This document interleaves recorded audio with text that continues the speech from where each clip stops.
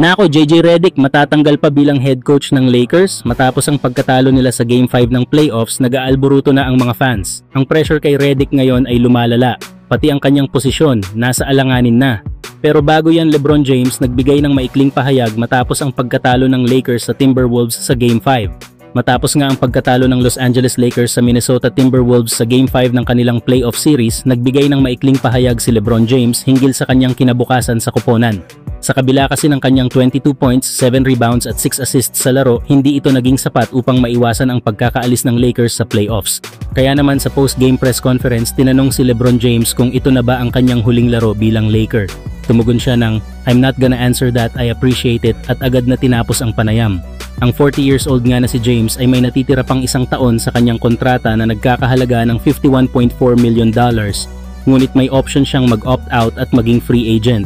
Pero habang nag-aabang ang buong NBA world kung tatanggapin ba ni LeBron James ang kanyang player option para sa susunod na season, maraming analyst at fans ang naniniwala posibleng manatili pa rin sa Lakers si LeBron. Isa na nga sa pinakamalalaking dahilan, nasa Lakers na ang kanyang anak na si Bronny James. Matagal ng pangarap ni LeBron na makasama ang kanyang anak sa NBA at ngayon isang buong season na silang magkasama sa iisang koponan, kaya bakit pa siya lilipat? Hindi lang iyon. Nariyan din ang superstar na si Luka Doncic, isang elite na playmaker at scorer na pwedeng tumulong kay LeBron na itulak muli ang Lakers sa championship contention. Kung may isa pang piraso na kailangan ng team, ito ay isang legit na sentro na makakapagbigay nga ito ng rim protection at rebounding. Isang malaking tulong lalo na sa postseason. Kung maayos ng Lakers ang kanilang roster at makahanap sila ng quality big man, lalong tumitibay ang posibilidad na manatili si LeBron sa Los Angeles. Kaya abangan natin ang opisyal na desisyon ni LeBron. Pero sa ngayon, lahat ng senyales ay nagsasabing, baka ito pa lang ang panibagong simula para sa James family sa Lakers. Samantalang small ball strategy ni Coach JJ Redick binatikos ng mga Lakers fans matapos ang pagkatalo nila sa Timberwolves. Kaya posibleng pagbabago sa coaching staff umiinit na. Matapos kasi ang 103-96 na pagkatalo ng Los Angeles Lakers sa Game 5 laban sa Minnesota Timberwolves, umaalingaw-ngaw ang mga batikos mula sa fans patungkol sa desisyong gumamit si Coach JJ Redick ng small ball lineup. Ang estratehiyang ito ay itinuturong dahilan ng kanilang pagbagsak sa playoffs. Dominasyon ng Timberwolves sa paint at rebounding ng ibabaw kanina. Sa kabila kasi ng physical presence ng Minnesota sa loob, pinili ni Redick na hindi gamitin ang kanilang available big man tulad ni Jackson Hayes kahit pakitang-kita na kinokontrol ni Rudy Gobert ang paint.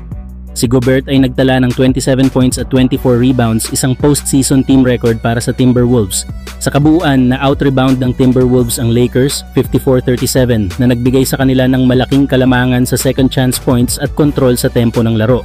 Reaksyon naman ng fans at analysts. Ayon pa sa mga fans at ilang analysts, tila hindi ito ang tamang pagkakataon upang mag-eksperimento ng small ball lalo na't playoff elimination game ang nakataya. Marami ang nanawagan ng accountability sa coaching decisions ni Redick na ngayon ay nakikita ng ilan bilang alanganin na ang posisyon bilang head coach. Na habang tahimik pa ang kampo ng Lakers management, inaasahan ng marami na magkakaroon ng malalim na pagsusuri sa direksyon ng team, lalo na kung mananatili ba si Redick sa kanyang posisyon. Sa kasalukuyan, usap-usapan na ang posibilidad ng coaching change, isang hakbang na maaaring mangyari kung hindi agad masolusyonan ang mga isyong lumitaw ngayong postseason. Kung kayo ang tatanungin, dapat na bang tanggalin si JJ Redick bilang head coach ng Lakers?